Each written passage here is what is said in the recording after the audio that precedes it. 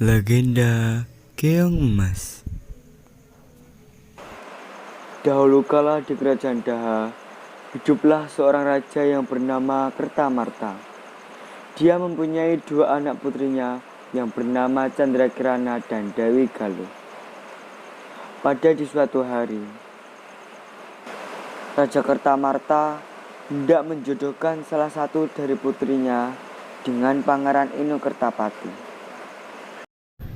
Begini putri-putriku, ayahanda sudah mempunyai perjanjian kepada ayahnya, Pangeran Inu Kertapati, bahwasanya ayahanda akan menjodohkan di antara kalian dengan Pangeran Inu Kertapati. Lalu di antara kami, siapa yang akan dijodohkan dengan Pangeran Inu Kertapati?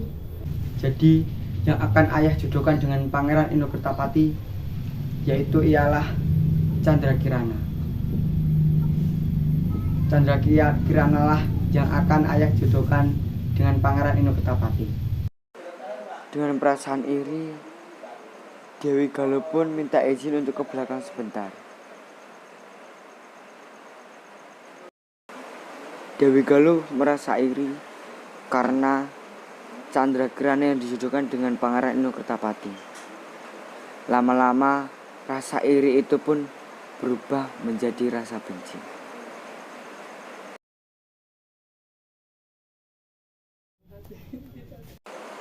Dan Dewi Galuh pun datang ke seorang penyihir karena dia tidak terima kalau Candrakirana lah yang dijodohkan dengan Pangeran Inu Kertapati. Begini, Nek. Tolong buat saudaraku itu menjadi sengsara, karena aku tidak ingin melihatnya dia menikah dengan Pangeran Inu Kertapati. Baiklah Dewi Galuh, mau kuapakan saudaramu itu?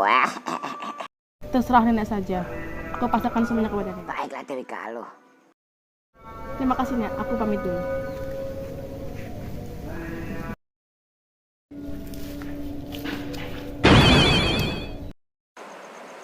Dan Dewi Galuh pun memfitnah Candrakirana kalau Candrakirana mempunyai hubungan dengan pengawalnya. Dengan perasaan marah, Raja Kertamarta pun memanggil Candrakirana. Candrakirana, kemari! Dengan perasaan kesal, Raja Kertamarta pun memarahi Candrakirana karena dia tidak suka putrinya berhubungan dengan pengawalnya. Dan Raja Kertamarta pun mengusir Candrakirana.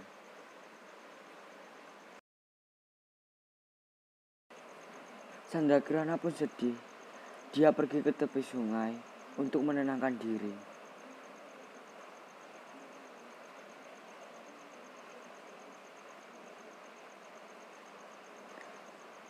Tiba-tiba sang penyihir pun datang menghampiri Candrakirana.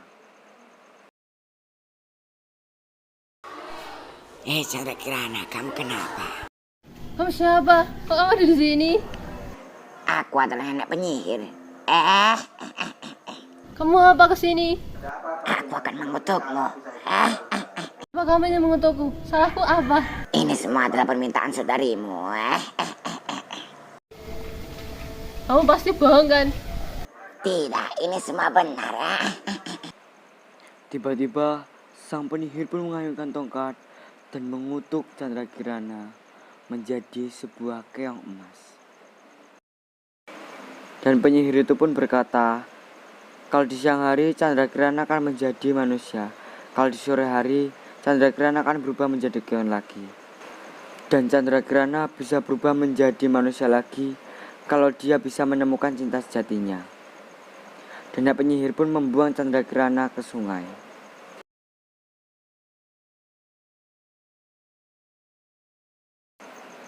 Dan keong itu pun ditemukan nenek tua janda yang hendak mencari ikan. Dan nenek pun berkata, Aku akan memeliharanya.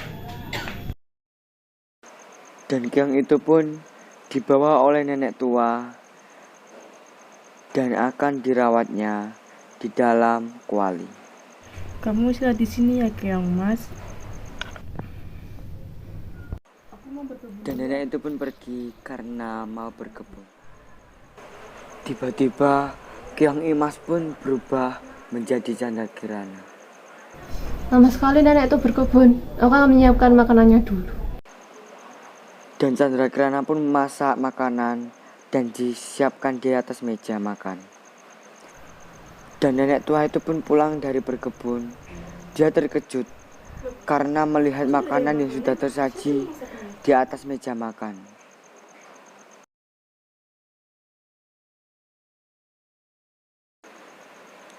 Dan Candrakirana pun terus membuatkan makanan untuk nenek tua itu. Dan itu terjadi berulang-ulang kali. Hingga akhirnya nenek itu pun penasaran.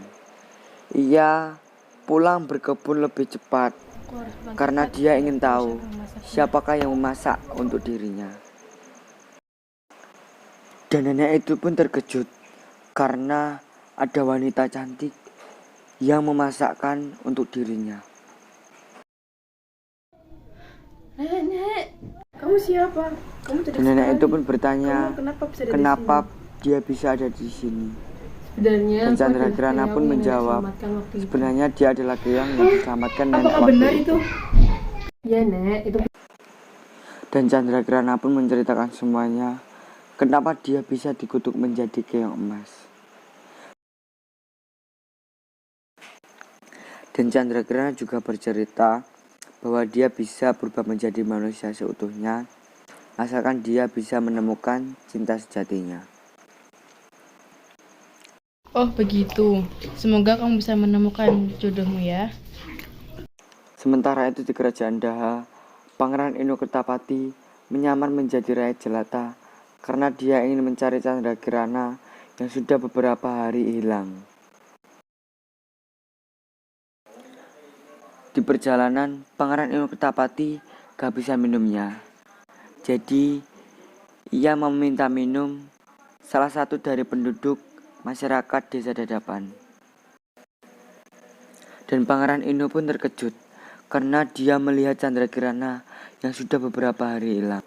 Dan Pangeran Ino pun mengajak Candrakirana untuk pulang dan kembali ke kerajaan Daha. Tetapi Candrakirana tidak mau karena dia tidak mau meninggalkan neneknya yang sudah merawatnya. Dan akhirnya Candrakirana pun mau pulang. Tapi nenek yang sudah merawatnya harus ikut bersamanya. Baiklah, akan ku turuti persyaratanmu. Dan akhirnya Candrakirana dan Pangeran Inokertapati pulang dan kembali ke kerajaan Daha. Singkat cerita, Pangeran Inokertapati dan Candrakirana pun menikah. Dan dia hidup bahagia dan juga bersama nenek yang sudah merawatnya.